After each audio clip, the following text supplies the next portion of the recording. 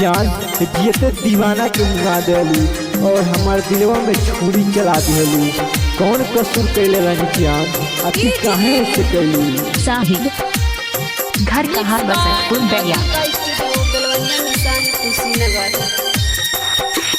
याद में तोहरा जागल रही जगले होला भोर। याद में तोहरा जागल रही जगले होला भोर। छोड़ के हमके ससुरा में गैलू कैलू करे जकठोर। तू अखिया में लोर दियलू ए जाना हम छोड़ दियलू। तू अखिया में लोर दियलू जाना हमें छोड़ दियलू। छोड़ दियलू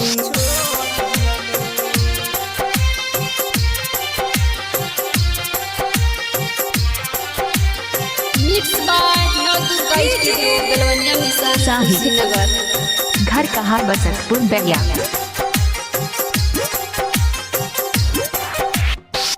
के बसा के रखनी हमें अपना मन मंदिर में। छोड़ के गैलू गोरी हो तन्हा तू महफिल में। तो के बसा के रखनी हमें अपना मन मंदिर में। छोड़ के गैलू गोरी हो तन्हा तू महफिल में। दिल के हमारा टुकड़ा कैलू पूछब न कैलू हालात। तू अखिया में लोर दियलू ए जाना हमें छोड़ दियलू। तू अखिया में लोर दियलू ए जाना हमें छोड़ दियलू। छोड़ दियलू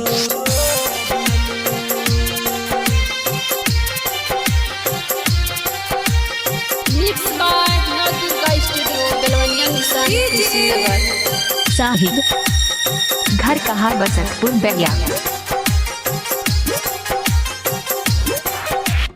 रोहित अखिलेश रोवेले रोजे लोर बहा के। श्रीनिवास सरवन के तू चल गैलू तड़पा के।